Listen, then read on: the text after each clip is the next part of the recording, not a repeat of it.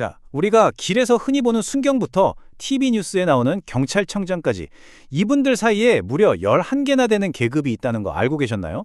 오늘은 바로 이 복잡한 계급 체계가 대한민국 경찰 조직을 어떻게 구성하고 또 어떤 숨겨진 문제를 안고 있는지 그 속을 한번 제대로 파헤쳐 보겠습니다.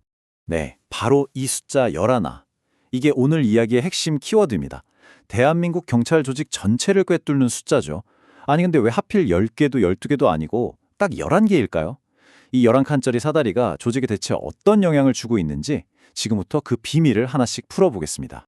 맞습니다. 바로 이 질문이 오늘 우리가 같이 풀어볼 숙제인 거죠. 우리가 길에서 만나는 그 순경 한 명에서부터 시작해서 조직의 가장 높은 곳, 그 정점까지 이 11개의 계단은 도대체 어떻게 설계되어 있는 걸까요? 그리고 과연 이 구조가 효율적으로 잘 돌아가고 있는 걸까요? 그래서 오늘 저희가 이 복잡한 계급 구조를 딱 세 부분으로 나눠서 살펴볼 거예요. 먼저 조직의 가장 기본이 되는 현장의 주역들부터 시작해서요.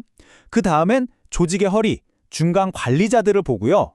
마지막으로 가장 꼭대기에 있는 최고 지휘부까지 차례대로 만나볼 겁니다. 그리고 이 모든 걸 다 보고 나면 이 구조가 품고 있는 아주 치명적인 문제, 바로 에펠탑 문제라는 것의 실체까지 파헤쳐 보겠습니다. 자, 그럼 시작해 볼까요? 조직의 가장 거대하고 튼튼한 기반부터 살펴보겠습니다. 바로 우리가 길거리나 파출소에서 가장 자주 만나는 분들이죠. 전체 경찰 조직의 압도적인 다수를 차지하는 현장의 주역, 하위직 계급입니다. 와, 이 도표 좀 보세요. 이 숫자는 정말 충격적이지 않나요? 전체 경찰의 무려 96%, 그러니까 거의 대부분의 경찰관이 경위 이하의 하위직 계급이라는 뜻이에요. 이 어마어마한 숫자가 바로 우리가 곧 이야기할 문제의 가장 중요한 단서가 됩니다. 꼭 기억해두세요. 그럼 그 96%가 구체적으로 누구냐? 바로 이분들입니다. 막 경찰이 된 순경, 그리고 좀 더 경험이 쌓인 경장과 경사, 그리고 이제 현장팀을 이끌기 시작하는 경위까지 이 네 계급이 대한민국 치안의 가장 최전선을 지키는 말 그대로 실무자들인 거죠. 이분들이 주로 어디서 근무하시냐면요. 바로 우리 동네 경찰서나 지구대예요. 대부분은 현장에서 직접 뛰는 실무를 담당하시고요.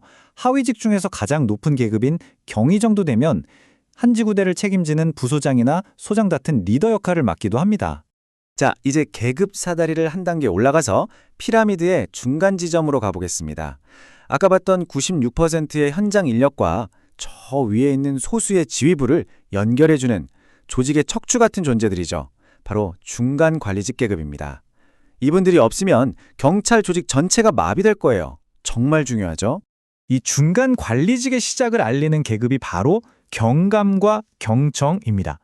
이때부터는 이제 현장에서 직접 뛰는 일보다는 경찰서 안에서 특정 팀이나 부서 전체를 책임지는 역할을 맡게 돼요.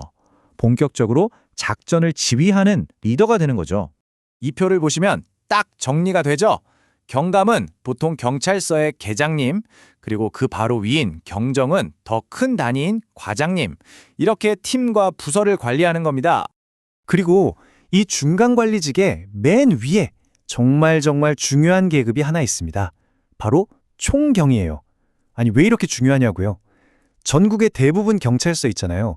그 경찰서의 최고 책임자, 바로 경찰서장이 이 총경 계급이거든요. 우리가 뉴스에서 아무개 경찰서장입니다 하고 인터뷰하는 분들, 바로 이 총경 계급인 거죠.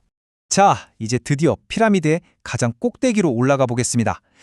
전체 경찰 조직의 1%도 안 되는 정말 소수의 정예 멤버들이죠. 대한민국의 치안 정책과 그 방향을 결정하는 최고 지휘부, 고위직 계급을 만나보시죠.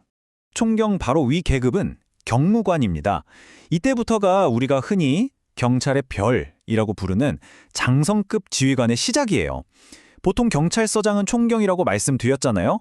근데 서울 송파경찰서처럼 아주 규모가 크고 중요한 경찰서는 한 단계 더 높은 이 경무관이 서장을 맡기도 합니다. 그만큼 중요한 곳이라는 뜻이죠.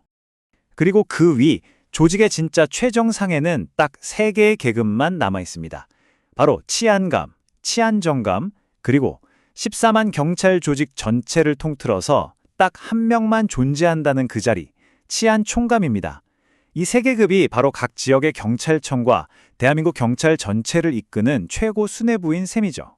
표를 보시면 이분들의 역할이 한눈에 들어오죠. 치안감은 보통 각 지방경찰청의 2인자인 차장을 맡고요. 그보다 높은 치안정감은 서울이나 경비처럼 가장 규모가 큰 지방경찰청의 대장, 즉 청장을 맡습니다.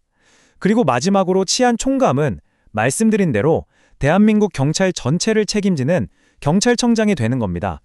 자, 이렇게 해서 11개의 계급 사다리를 맨 밑에서부터 꼭대기까지 다 올라와 봤네요. 근데 겉보기엔 굉장히 안정적이고 완벽해 보이는 이 피라미드 구조에 사실 아주 심각한 문제가 숨어 있다고 합니다. 자료에서도 직접 지적하고 있는 문제인데요. 그 이름이 바로 에펠탑 문제입니다. 에펠탑형 구조요? 그게 뭐냐면요. 말 그대로 파리에 있는 에펠탑을 생각하시면 돼요. 밑부분은 엄청 넓고 튼튼한데 위로 갈수록 길이 아주 가파르고 좁아지잖아요.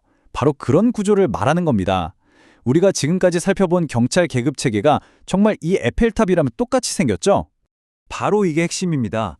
심지어 관련 법률 자료에서도 승진 적체가 너무 심해서 조직 관리가 어렵다 이렇게 딱 명시할 정도예요.